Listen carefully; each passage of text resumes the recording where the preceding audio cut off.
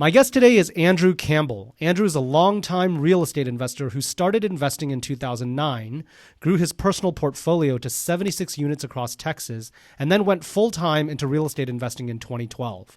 He is a co-founder of Wildhorn Capital, a real estate private equity firm where he focuses on acquisitions and investor relations. Wildhorn currently controls a $175 million real estate portfolio of more than 1,700 apartment units in Texas. Andrew, thanks so much for joining us today to share insights, tips, and strategies all about multifamily real estate investing. Thanks for having me. Looking forward to the conversation. I would love to start by learning just a little bit more about your background. I understand you first started investing in 2009.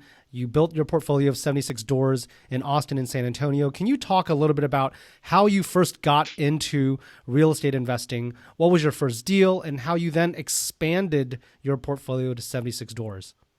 Sure. So I'll go back a couple years before 2009. I was born and raised in Austin. I went to UT. I got an advertising degree, and then I moved out of state, lived in San Francisco, lived in Minneapolis, was working on big ad agencies, cool, fun accounts. And in 2007, my dad got sick and I flew home and he had a stroke and I ended up just staying, kind of help take care of him. And in that process, that was kind of a pivotal moment for me. I was, on the corporate path before that. I was 27 when that happened and realized I needed to create some passive income. I needed to have a little bit more ownership of my time, that I needed to be able to help kind of take care of him. And that's kind of what got me into real estate. So it took me a couple of years of reading and, kind of getting settled in Austin and kind of getting back to normal life a little bit. But started buying duplexes, fourplexes, kind of with the urging of a friend of mine, kind of a mentor that had a few duplexes. And a lot of it was dumb luck, buying in the right place at the right time. Austin in 2010, 11, 12 was on fire and was able to buy a fourplex, fix it up. A year later, it's almost doubled in value, pull some of the equity out, go buy another one. So we were able to build up a decent sized portfolio, kind of with our own capital, cutting our teeth, learning, doing all the managing it ourselves, doing the renovations, and learned a lot and realized that it was a ton of fun. Awesome. So now, today, how many units are currently in your personal portfolio, not counting the large apartment complexes that are acquired using outside capital by your investment fund? So none. Kind of when we made the transition over the course of a couple of years, we started to sell off our personal portfolio. And I think part of the desire was to just understand the economies and the efficiencies, in the larger deals, and putting all of my energy and effort into just the responsibility of raising other people's funds and being a good steward of those. The distraction of messing around with a duplex didn't really make sense. And the property management in that space is a little bit tougher to find a good management company. So at this point, we've sold all of that, and everything is we invest alongside our investors in the large deals. Awesome. Okay, definitely want to jump into that the large institutional investments you're making now in a moment. But just to sort of tie up on the personal portfolio side, when you were investing personally, did you raise outside capital at all, or how did you finance the down payment for so many of these purchases? Were you getting conventional mortgages, commercial bank loans, line of credit, something else? Yeah, it was all, it started out all kind of conventional loans. You can get up to 10 loans in your own name. You got to kind of get creative and get a lender that will help you do that. But with, Fannie and Freddie, you can get 10. And if it's a 4 unit or less, I think that's another important thing. So we were kind of focused on, 4 units, fourplex, you could get 10 of those. So we would do that. And like I said, we were lucky to buy at the right place at the right time where we were getting ton of appreciation. But as the portfolio grew, I had a full-time job. I was working, so we didn't touch any of the cash flow. We'd save up enough cash flow for another down payment, go do it again. And, it starts to snowball and it gets, 8 months before you can buy your next one. Then it's 6 months, then it's 4 months. And so, and then throwing bonuses from work and things like that into the kitty just to really focus on, we were trying to build the portfolio as fast as we could. And honestly, at the time, the intent wasn't to get into the large, institutional deals and raise other people's money. It was, let's build a big portfolio and create a bunch of passive income and, kind of live life. And it evolved, but it was very much, we didn't figure out how to do it and don't go raise money. We were just, saving up and then letting the cash flow do its thing. Got it. Okay. So, what did you guys do for financing if you did take on debt after the 10 Fannie and Freddie conventional mortgages? Commercial banks, started at, it kind of got close to the 10, started looking and talking to commercial banks and local banks, showing them what we were doing, kind of what the portfolio looked like today, and start to build the relationship. But honestly, I think once we started down that path is one of the factors that drove us into the larger deals. It's great if you can get a 30-year fixed rate loan on an investment. It's a lot tougher for things to pencil if you're getting a commercial loan with a 20 or 25 year AM. Best case, rates aren't as good. You sign on the note. It started to felt different, and it's like, well, if we're going to do that and go commercial loans, let's go get really big loans, and which is a little bit counterintuitive, but as you start to get into non-recourse debt and kind of get to the Fannie Freddie programs for the institutional type deals, it was just a better path for us. Got it. So I think it'd be fair to say that most real estate investors will not graduate up into the large institutional type of deals. Most people will still stick with the fourplex and below. And so your path into transitioning to large-scale multifamily investing, super interesting. How did you make the pivot, actually? And what were like some of the concrete actions you took, the sequence of events that happened, the relationships you formed that were critical, and the process you followed to successfully make that transition? Would sort of love to hear the story and timeline for how that happened.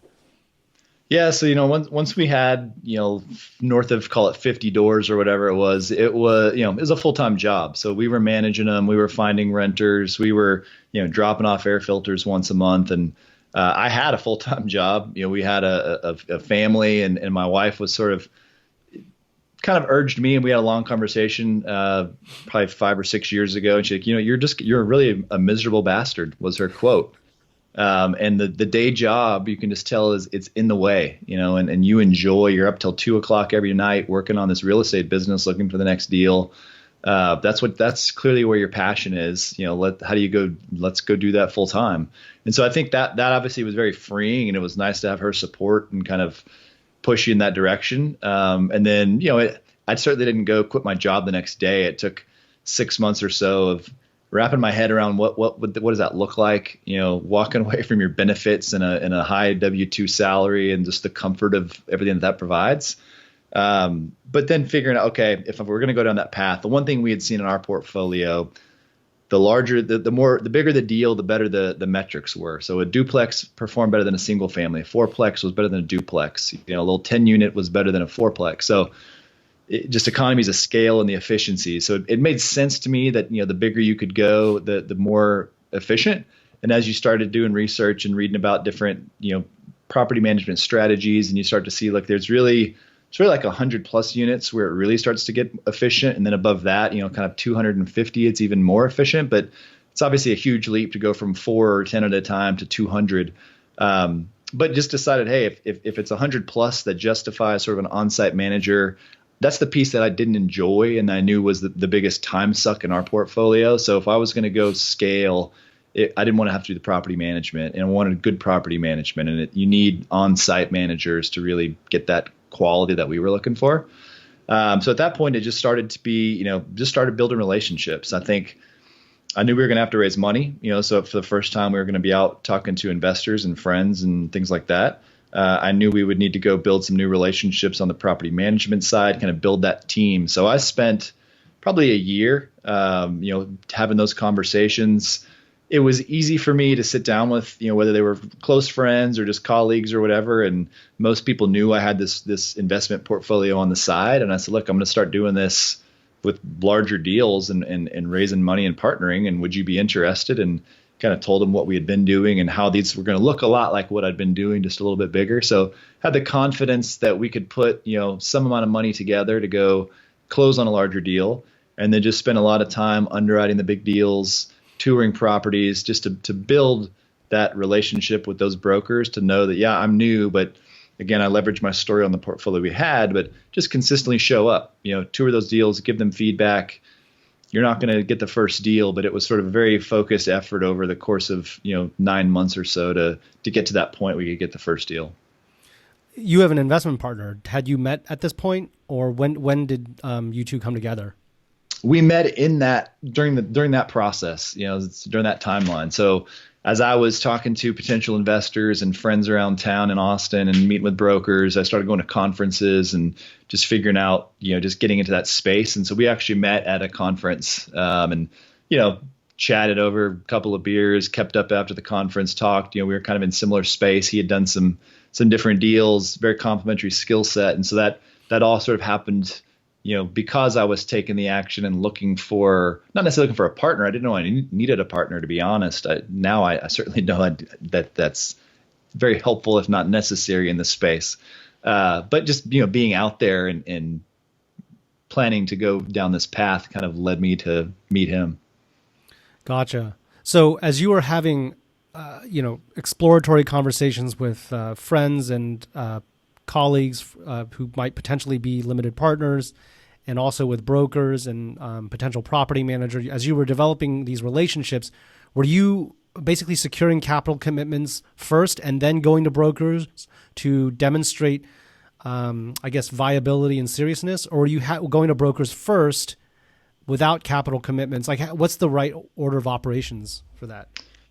Yeah, it's a little bit out of sequence. I mean, I got a lot of sort of hypothetical yeses, and so I would have, hypothetical deals. Say, look, here's the type of deal I'm looking at, something we just underwrote. If this 120 unit deal, and this is kind of what the return metrics would be. If I brought you something like this, would you be interested? Get a lot of hypothetical yeses. I'd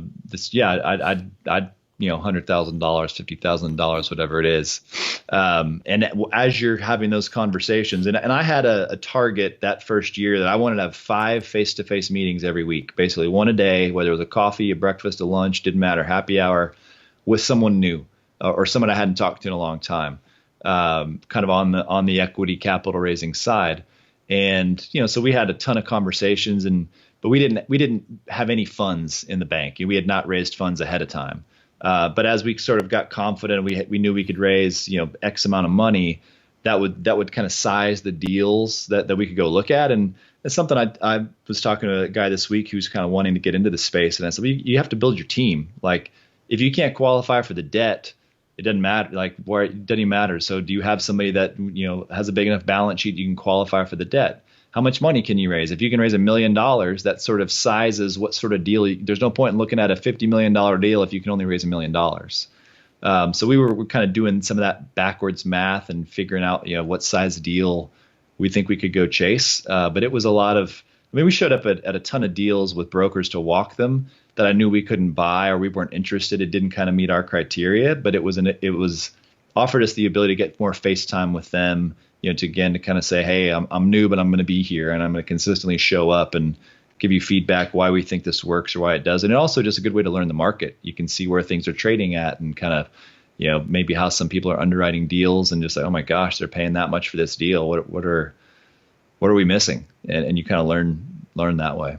How do you get a broker to, for lack of a better word, take you seriously if you're not able to show at, say, the initial meeting, proof of funds that can actually acquire a size of deal that you're about to, go walk the property for? Yeah, that's interesting. I was never been asked to show proof of funds. And I think some of it was just the way we were going about it, having relationships and building those and just, starting out, invite them to a coffee or to lunch and say, hey, this is, again, leverage. What's your story? And my background's marketing, advertising. So I kind of always fall back to that. But what is your story? How did you get to this point? And for me, I'd talk to about the portfolio that we had and what we were doing. And hey, now we're going to move into larger deals. And that's a pretty common path. They've certainly seen other people that have done that and been successful. So it wasn't totally foreign. But it wasn't like, hey, show me, let's meet at a deal and I want to buy this deal. It was, let's get introduced, have a coffee, let's follow up, let's go to lunch in a couple of weeks. Let me start touring some deals.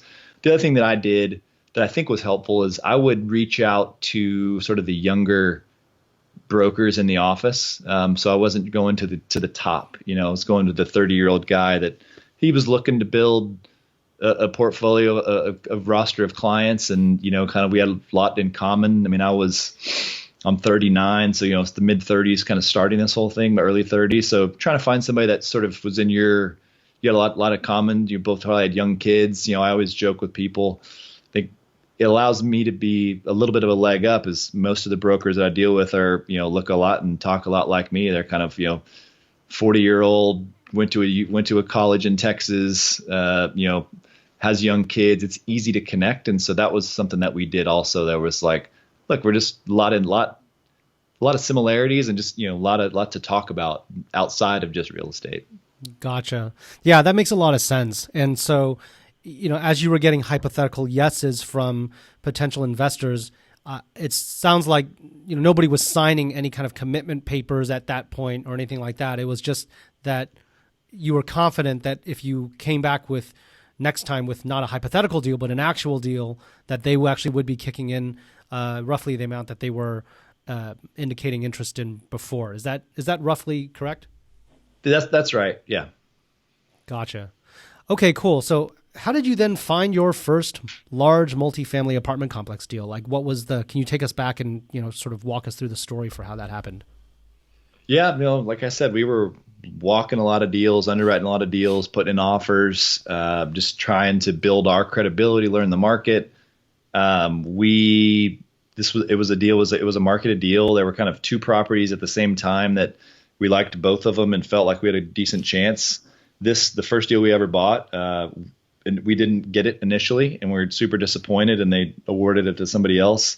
So we kind of turned our attention to the other property, and a couple of weeks later got a phone call, said, hey, those guys dropped out or their equity dried up. If your offer still stands, you'll get the deal.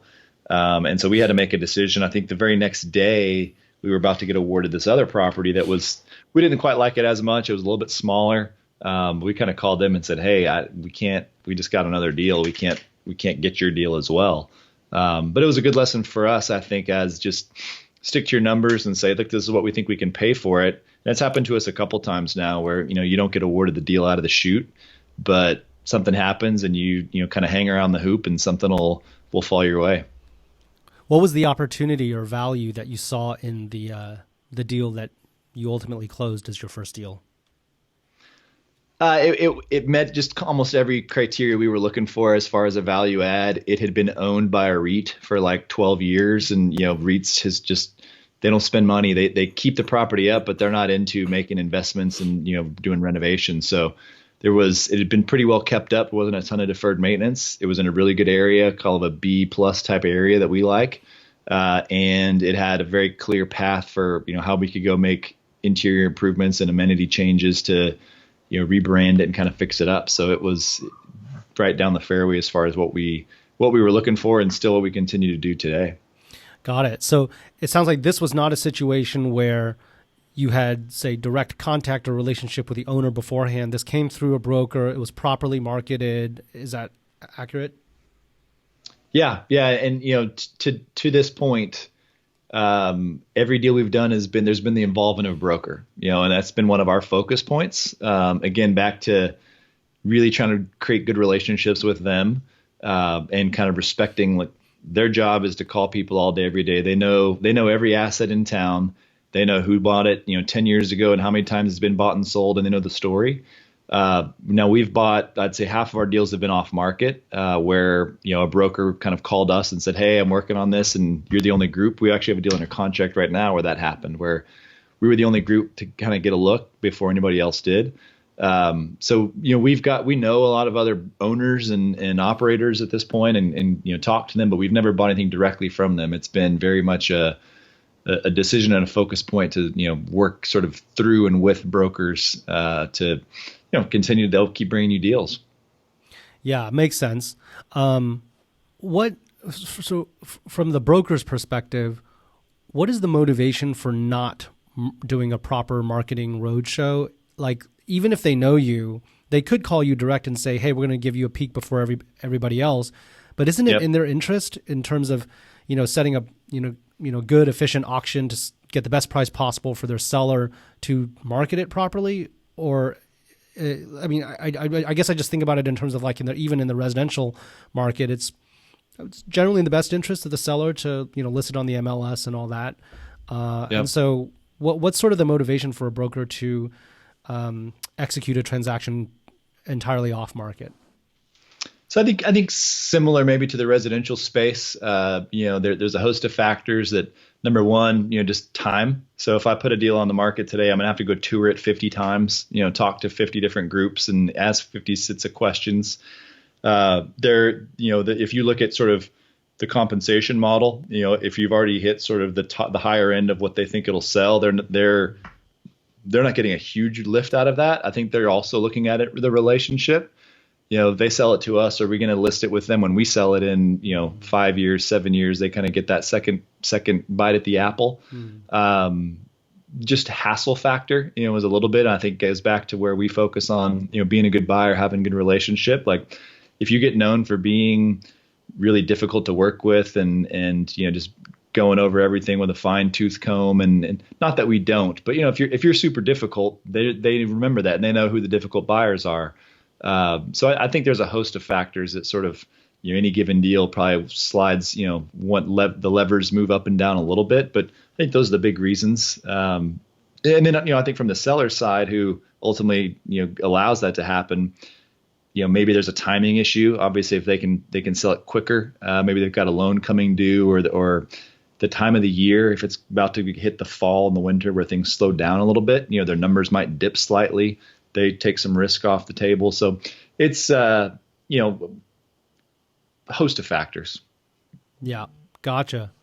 So you mentioned a moment ago this notion that if you sort of are known to be difficult to work with because you're sort of going over things with a fine tooth comb, can you say a little bit more about that? Like, does the difference between being easy to work with versus difficult to work with, is it sort of just being very 80-20 about where you ask the broker to do due diligence and things like that? Because as an investor, you're gonna, I assume you're going to be a careful steward of your investors' capital. You're gonna want to analyze things in a really detailed way. So how do you strike that balance? I guess is really the question between having the rigor that you need with being easy to work with. Yeah, well, I think some of it is not as much about the rigor as just being a professional. If you look at like our due diligence process, I think it's very detailed. We walk 100% of the units. So every single unit we're going to get inside, we're going to make sure that what we view in the actual unit is reflected on the leases, down to the number of pets, the number of people that appear to be living in there, the condition of the unit. We're doing a full file audit. So I think we have a ton of rigor there, reviewing contracts and everything. It really comes down to how you handle, if there are issues, and are you asking for, a $15,000 relief, on a $35 million property, or saying, hey, this is the seller's responsibility. So you know what, like, I'm not going to go retrade somebody on an issue that's, $30,000. We've built in a contingency, and that's oftentimes part of if you get down to where they're actually being interviewed on phone calls with the seller, they want to know what sort of contingencies you have. And, so it's, you're right. There's a fine balance, and you 100% want to be a good steward of investors' money and not just say, oh, it doesn't matter, we're just going to buy the deal no matter what. And we've had several sort of difficult conversations. There was a roof warranty on a deal we bought where it was sort of being questioned if the warranty would transfer to us, and it was a transferable warranty. That's what we were told, and we were sticking to that. It's like, well, you can either deliver the warranty, you can deliver us a huge check, to cover anything that might come up. And that was a little bit difficult conversation. A lot of lawyers involved in kind of the contract language, but the way we handled it, and I think you could call that seller today and that broker, and they both said, look, that it was a great experience. We absolutely would work with them again. And I know, there's plenty of groups out there where people are like, oh, I don't ever work with that guy again. Like, such a pain in the ass. So I guess in that specific example, how did you get the outcome you needed, but still have everybody sort of walk away with a good experience? So, we ultimately did get the warranty transferred to us, and the seller worked with the group that the guys that did the roof. It kind of basic negotiation, sort of like what's in their best interest. What are we trying to get done? I don't want to cost you money, Mr. Seller. Ultimately the bad guy here, who we need to get to talk to us is the roof company. Let's put some money in an escrow account. And if you can deliver the warranty for us within 60 days after we close, you get that money. I don't want it to cost you anything, but I need you to deliver what you told us we would get. And just, so it was kind of being a little bit creative in a structure there, but also just the way we approached it. And I think a lot of that just comes down to, in general, we try to be pretty nice guys. We're a boutique firm. Tell people, like, Reed and I make all the decisions. There's not a big investment committee. We're not, overly greedy. Our return structures for investors are simple. We are trying to just be easy to work with, not trying to be painful across the whole board. I mean, it's just sort of a philosophy, an abundance type mindset. Yeah, I think that's really critical in terms of playing the long game.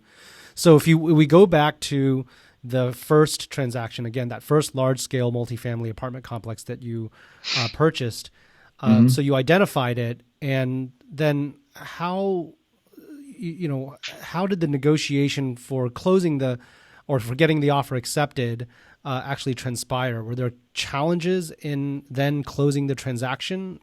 Sort of for folks who mostly have experience in the residential space or 4 units and below, I guess I'd love to sort of get your perspective on how that process compares for to the large institutional sort of apartment complex type of deal. What are the similarities and differences? Sure. I mean, it's a very similar process. It's just a bigger scale. So we talked about the due diligence and walking all the units. That's the same as on the residential side. You're going to have all your inspectors come out. You have your sort of option period on the residential side. Well, rather than like a week, you get 20, 30 days to get it done on a big property. But you bring out your plumbers, your roofing inspectors, all of the services, all of the systems. You're getting everything looked at, and then you're putting together your loan, just like you'd work with your mortgage guy to get your loan. You're kind of putting that together, and you've got to qualify and have sort of who's going to sign on the loan and what is their financial strength and background. Definitely as you're getting going, you need to have somebody on your team that has some big multifamily experience. That's going to be a part of your general partnership. They're not just going to let anybody off the street. They're not going to loan $15 million to first time owner with nobody else on the team with experience. So that's all, part of that team you need to build, and that we had built, prior to getting that deal under contract, so that we could then just focus on, getting the money raised and executing. And it's a little bit intimidating because the zeros are bigger, but it's a very similar process to buying a home. Got it. So in this case, for showing you had the multifamily background, was that you from your past personal portfolio, or is that you and your partner combined? It was all the above. So it was me and my experience. It was my partner, his experience. We actually had another guy as part of the general partnership that was sort of our key principal that had a lot of multifamily experience. That was sort of probably the reason we were able to get really favorable terms and 5 years of IO on a first deal. Got it. And so as you were bringing out inspectors and appraisers and, lawyers were starting to work on the project, this is costing money. Who's paying for this at this time? We are. It definitely costs money, and it's a capital intensive business. The upfront, excluding your earnest money and all of that, there's upwards of maybe $75,000 you can spend on the due diligence between all the physical inspections and the legal costs and getting a PPM created, et cetera, et cetera. So that's definitely, it's not free to start. And then, mention you got to have the earnest money and, liquidity in the bank to qualify for the loan, et cetera. So it can be a capital needy business. But that's kind of the role we play as a sponsor, and kind of some of the risk we take to put the deals together. So I guess in that first deal, you hadn't yet called capital from limited partners. So essentially it sounds like you and your general partner were essentially spending out of pocket, trying to get that first deal over the finish line. Is that correct? Correct. And that's still the process for today. We get a deal under contract, we're putting up the earnest money. We're starting to spend due diligence, legal dollars, before we've ever talked to, sent it out to an investor or raised $1 for that deal. Oh, wow. I see. How much earnest money do you need for, a deal of this size?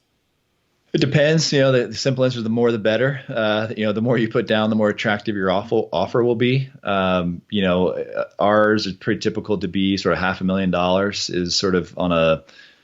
We have a deal under contract right now for north of 40 million, and we've got $500,000 of earnest money, and they want more always, and it kind of push while groups have more, and that's where we kind of leverage some of our the boutique nature of ours. They look at, I can give you more, but this is my personal money. It comes out of my bank account. It's not from some fund. I'm not an institution. Like, that money is super meaningful to me, a lot more than $2 million from some hedge fund would be. Like, those guys that doesn't hurt if they lose it. I can promise you we're going to be attentive. And so we kind of bring in some of that narrative, but no, it's a lot of money to, put up and as earnest money. Yeah, totally. So it sounds like even today, after doing so many deals, it's not like you have sort of institutional capital that you're drawing a management fee from for the purpose of doing these type of inspections. It sounds like you're still using personal money to underwrite the initial parts of a deal. Is that correct? Absolutely. And so we've not done a deal with an institutional equity partner.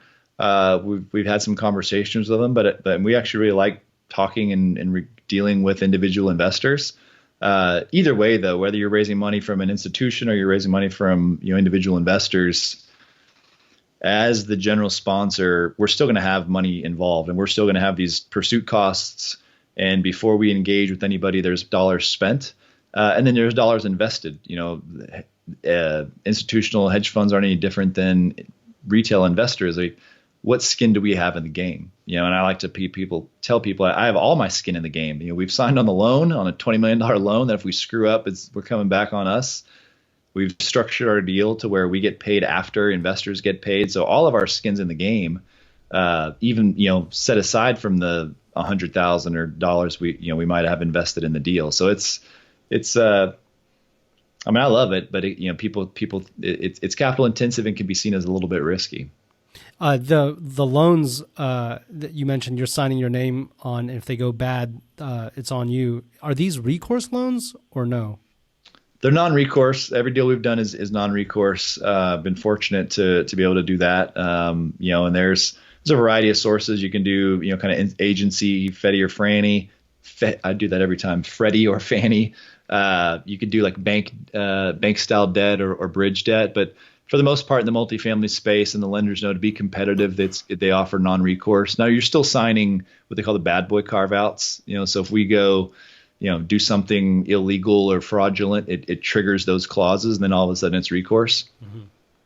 Gotcha. Okay. By the way, how many doors was this first deal that you did? 192. Okay, so that is a very large deal. What was the final purchase price? A little over 16 million. Got it. How was it financed percentage-wise, I guess, between bank debt, limited partner capital, sponsor co-invest, et cetera? So we raised about total, including the co-invest, about 6.2 or 6.3 of equity. Mm-hmm. And then, I think we had like a $12 million loan, maybe a $13 million loan on there. We had renovation dollars as part of the equity. So it was somewhere in there. I see. So you didn't spend all the $6 million of equity for the acquisition itself. You held back some for the renovation costs. Right. Yeah. So our typical business plan is we'll spend somewhere between 5 and 10% of the purchase price. Get renovations, whether it's exteriors, interiors, amenities, all the above. $2 to $4 million. And if it's an agency execution, we have that money from the get-go, kind of at our discretion. If we've done sort of a bridge debt, then you do draws along the way. But you always, in the value add space, you're always spending money, and investing it after improve the property after you close. What does agency execution mean? Fannie Mac, Freddie Mae, institutional. I think I just did it again, but no. Well, we gotcha. Okay. Yeah, so government agency is kind of the shorthand. Makes sense. So, what were some of the operational improvements that you made right away into that first property, and sort of over what type of time frame? So we generally will hit all of the exteriors and the amenities right away. And so we did the leasing center. There was a gym, a little small gym, and a kind of clubhouse that was in the same building, and we tore the wall down and it's made a really big gym. We updated the pool area. We painted all of the exterior, added pet yards. We rebranded it, and then we started renovating interiors. So adding just kind of modern, updating the paint in the cabinets, resurfacing the counters. Just kind of typical our normal process, really. Got it. So, over what time frame was all of this executed? So exteriors and amenities we start immediately. An example: we're sitting here in middle January. We bought a property end of last September, and we've already completed the amenity work and painted the exterior. So we want to do that right away to signal change, to help us start driving and pushing rents and saying, look, we're investing in the property. You've got these new nice amenities, redone the gym, the business center, whatever we're going to do. And that, I think, spreads across all the units, even the units you're not renovating. You can, sort of justify a higher rent. And then we renovate units sort of as leases expire. So, we don't go force people out, but if your lease expires in August of this year, when we get to August, if we're going to renovate your unit, we'll let you know that, hey, we'd love to move you to a different unit, but we're not going to renew that lease. And so that typically takes us, maybe 18 months to 2 years to fully finish all the interior renovations. I see. So it sounds like you're getting the exteriors pretty quickly, maybe within a few months, and then to actually get through all of the interiors, it might take 18 to 24 months. Yeah. And it's just, sort of a rolling calendar, just given where, as leases expire, not all your leases expire in the same month, and you wouldn't want that sort of exposure, but it also allows you just consistently, every month we can do 5, 6, 7 units, and just for that first year, just really consistently. And then you've always got sort of new renovated product to lease. And is that improvement plan or renovation plan all like planned out and sort of written down in your business plan before you even purchase the property, or are things coming up even after acquisition as you sort of proceed along, you learn more? It's all written down, but like any other plan, it sort of adjusts on the fly. And as you get in there, you start renovating your first few units, you see, what sort of rent bumps you're going to get. Well, maybe we don't actually need to spend as much money or do all the improvements. Or maybe, after the first year, we may pause if we're getting the rent pops and say, well, we don't need to spend any more money. So it's written down, and we know kind of about what percentage of the units we're going to do, what the general renovation plan is, but it always certainly adapts as you get on site. Yeah, makes sense. Okay, cool. So thanks so much for taking us through that first deal. It helps sort of, I think, folks understand the anatomy of a large multifamily deal from the get-go all the way through renovation. So now you've done multiple of these deals. What do you look for now when evaluating a new potential multifamily investment? Like, what are the markers that indicate a property might fit your criteria, and what are some of the key metrics you look at? So I think the first part we look at is just location and story. So I'm in Austin. We're very much focused on Austin and San Antonio and being in good sort of B plus locations in those cities. So given where we're at in the economic cycle, we want to be in good locations, either really close to good schools or in really good pockets of town. We aren't willing to bet on the come that the city's going to turn left and grow this direction. So that's the first piece, is location, and really sticking to that kind of, we're in good locations. We're kind of getting B plus tenant bases. I think part of our thesis is that a big part of what we do is come in, we're kind of adding some fees, we're adding services. We're adding, if it's trash valet service, if it's a package delivery service, well, that costs, $15, $20 a month. Whether you make, $30,000 a year for a C-class resident or $80,000 a year, it's the same, $30 a month of fees. People aren't going to leave your property over $30, if they have a high enough income. So that's a big part of that. And then just, we feel like B-class is the safest investment. You're not trying to do a 2-year rental bump and kind of turn the property in 2 years.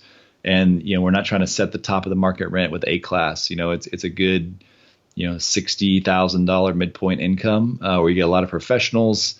They're not, one missed paycheck from skipping out on the rent. So we really look at location within those two cities first. And then the second piece is, what is their value add opportunity? Where can we go make the business plan and increase NOI a little bit? And again, we're not doing huge renovations. We're not taking occupancy to zero, but there's got to be some believable story that we can go push rents, add services, create amenities, do something to make the property really to increase the NOI from where it is. Generally that's adding services and doing renovations. Got it. Yeah, that makes a lot of sense. And sort of the B plus sort of demographic, I guess, is the sweet spot, because it's almost like when it's boom times, C residents try to upgrade, and when there's downturn or a downtime, A residents may downgrade, but the B tranche seems to be the most insulated. Is that a sort of a fair mental shortcut for how to think about sort of the B class segment? We certainly think it is. I think what we found too is that the B class, really doesn't want to move back to a C. So if they hit, rough times, more likely going to go move in with a friend or, go back to live with mom and dad or something. I mean, there's quite a big difference between a B and a C. Typically the A and the B, it's just amenities. It's a newer product with a higher rent, but that B class, I think you summed it up well. We feel like it's probably the most insulated in that, you're not kind of going back to a C if you can all avoid it. So you've decided to focus on Austin and San Antonio. Is that because you guys know the market really well there? And have you guys thought about, or are you guys potentially thinking about maybe later on going to other metro areas, even maybe going out of Texas? It's both. I think I'm from here. I have the advantage of growing up here, of having great relationships, of knowing both cities really, really well. And I don't have to go get on a plane to go, chase deals. I think it's also just beneficial that they're seeing explosive growth. I mean, the story of Austin is just unbelievable, and the amount of jobs that are coming and the population that's coming and the economic development that continues to happen. It doesn't make a lot of sense to just walk away from that. A couple of years ago, we did spend a lot of time going out of state, kind of feeling like we needed to provide some geographic diversity for our investors, and had picked Atlanta and went to Atlanta 6 or 8 times and looked at some deals and chased deals and realized, frankly, that the deals weren't any better. Cap rates were very similar. Return profile was very similar. We were having to build all new relationships and, kind of uphill battles, some headwinds into getting into a new market, and felt like, that was a good lesson for us. That look, let's execute what you know and where you are. And again, if I lived in, I don't want to pick on a city in the Midwest somewhere that didn't have as much economic development as Austin did, it might be a different story. But we're in a city that everybody wants to invest in and knows the story, and there's so much money trying to get in that let's spend our time and energy turning over rocks and finding good opportunistic deals here. Got it. So it sounds like you're, at least for the time being, you're committed to staying in the Tri-City area anyway, in Texas. Yeah, I think so. And, I think some of that's a focus point with investors as well. Like you have confidence and trust that we are laser focused. We don't have wandering eyes. We're not spread too thin. What we do is value add multifamily in Austin and San Antonio and B plus deals, period. How many assets that fit that criteria would you say even exist in Austin and San Antonio, if you had to sort of ballpark it? Oh, gosh. Is it more than 30? Oh yeah. Yeah. I mean, there's, hundreds. I mean, if you think the amount of supply that there is, and sort of the stuff that was built in the 80s, the late 90s, even the early 2000s, now you're seeing it as legit sort of value add product. It's 15 years old and it's trying to compete with something that was built, in the last 3-4 years. So there's no shortage of deal flow. There's no shortage of opportunity, between the two cities. I mean, just Austin, San Antonio combined, I mean, there's almost, 4 or 5 million people, so it's when you combine the two, there's certainly differences between them, but as one large MSA, there's a lot of population. There's a lot of deals. Now there's a lot of bad deals and it's frothy and cap rates are compressed, et cetera. You got to be disciplined. And we probably I think last year we bought one deal and we probably looked at 70 There was a ton of we're always looking, and underwriting and talking to people, but not that many of them that we feel like fit, what our profile is. Got it. Okay, cool. So you look at the neighborhood location. Obviously, you're going for that solidly B plus segment of the renter population. What are other markers that indicate a property fits your criteria? Like, and what are some of the metrics you look for? We want to look at kind of what's the story of who's selling it, why are they selling it, how long have they had it. We're looking at kind of what their occupancy is today, what the history of the property is a little bit, and then we know the areas pretty well, so I kind of know the story there, what the schools are like, what sort of jobs and companies are moving in there, and so then we kind of start underwriting it, and sort of look at anything that we're seeing out of whack. What's their expense to income ratio? Kind of what are their payroll numbers looking like? If there've been any wild variations in occupancy over the last year or so. So you just start diving the numbers and see what those tell you. Cool. All right. So if you zoom out, you've done many of these deals now. What would you say are the most important skills that you have to succeed in each of the steps for being a sort of professional, large-scale apartment complex investor, from finding leads to closing transactions to stabilizing, rehabbing, to managing tenants or managing property managers, and finally to disposing assets? What are some of the most important skills you need to succeed in each one of those things?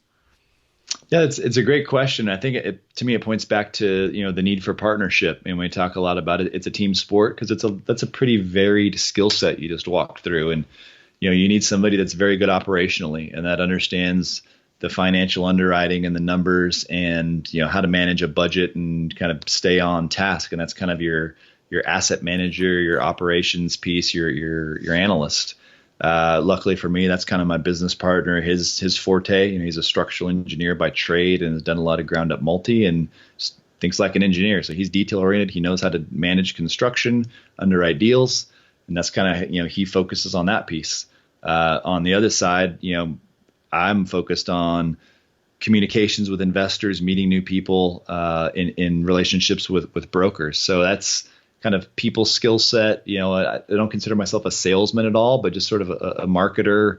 Kind of goes back to being a nice guy, and just being out there and a little bit more of a communicator. We send out a monthly email communication to all of our investors, telling them about what's the performance of the property, communicating with the on-site management team. It is kind of a varied skill set between, being a likable communicator and being sort of a numbers driven, metric. And we talk a lot, it's art and science. And that's the fun thing about real estate. It's a little bit of both. And you kind of have to marry, the numbers don't always tell the story and the pictures don't always tell the story. You've got to find that balance of, what's the real centerpiece of this deal, and the numbers need to work, but you also have to have some creativity and vision in what you're going to, the plan you're going to roll out, and what does that look like. So it's definitely a team sport. That's a really good way to frame it. How can investors, especially who are maybe early or more nascent in their investing trajectory, or folks who are interested in doing the kind of things you're doing, maybe in their own geographic area, how can they develop some of that, those skills or that type of vision or creativity that you mentioned that really sets apart, maybe the great investors from the not as great? Like, what are some concrete ways they can learn some of those things? I think you just have to see some of it. Obviously there's tons of meetups, talking to other people, just touring apartments. I mean, if you're serious and want to go start investing in apartments, go tour them. You don't have to just show up and say, hey, I'm interested in living here. Where my wife and I are getting ready to think about investing in a deal across the street. And I'd like to, can you show me what you've done and see what's being done on the interiors, what color schemes are popular, what finish outs, you start to see the popular amenities. I mean, it's not rocket science. And I tell people all the time, real estate is not complicated. We're not building anything out of the ground. We're buying stuff that already exists and we're tweaking it. We're making it a little bit better. So it's not super complicated. Spend some time walking properties, seeing what's popular. And that's probably the best way to learn and just, see what's out there. And then, you can add your own flair to it, kind of what's your vision for it, for the property. Gotcha. So if you look back, what would you advise your younger self now to do differently if you were to do it all over again, if anything? Yeah, it's that's always an interesting question. I look at kind of my path, and it really started with sort of a down moment in my life when my dad got sick. But looking back on it, I don't regret that.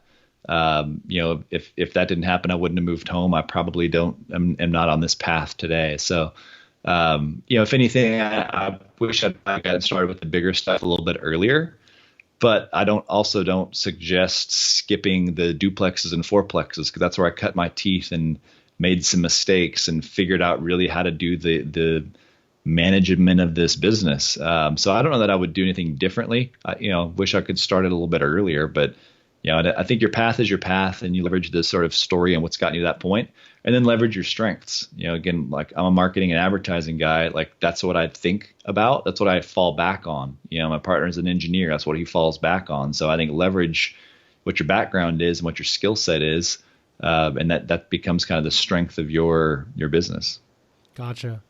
By the way, I forgot to ask, and I wanted to ask, are you co-investing? Are you and your partner co-investing your own capital in every single deal? And if so, what percentage of the deal are you guys invested in? Yeah, we do. We invest in every deal. It kind of varies on how much liquidity we've got at the moment. Balancing some of what we talked about on the back end of needing the post-closing liquidity requirements of the bank and all of that. But we certainly invest alongside on every deal. I see. And how much are you investing in terms of percentage of the deal? So the GP will usually have 5 to 10% into the deal, and it's raw dollars. It's maybe somewhere between $500,000 and $1 million per deal. Yeah. Gotcha.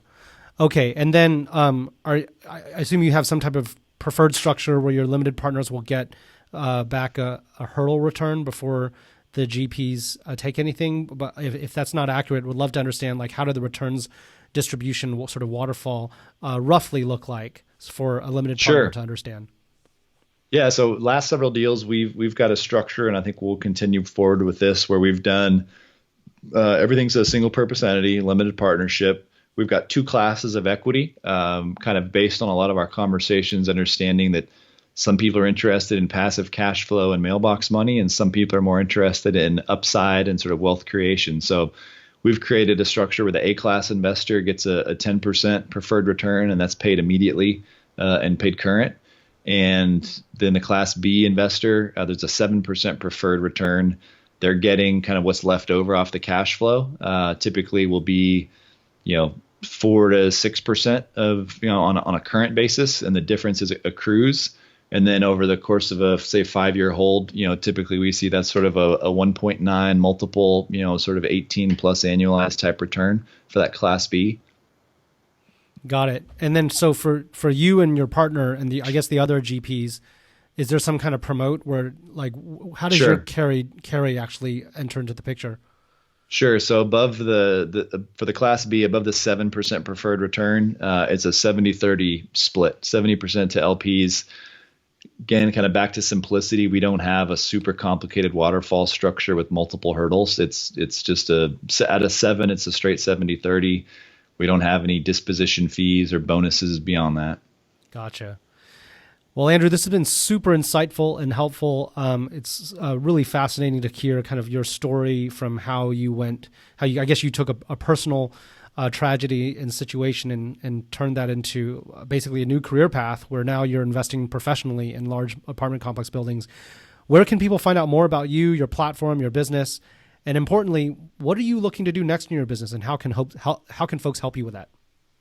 Sure. I'll start there. I mean, what are we looking to do next is just continue to find good deals, kind of keep our head down, and every day, we're looking for what's next. We've got a goal of, maybe 3 to 4 deals a year, but, like I said, last year we did 1 deal. We felt like we only found one that was a good deal that had the returns that we needed. So we are a boutique by nature, and there's no gun to our head to go, do deals that generate fees. But we'd like to do 3 to 4 deals a year if we find the right 3 or 4.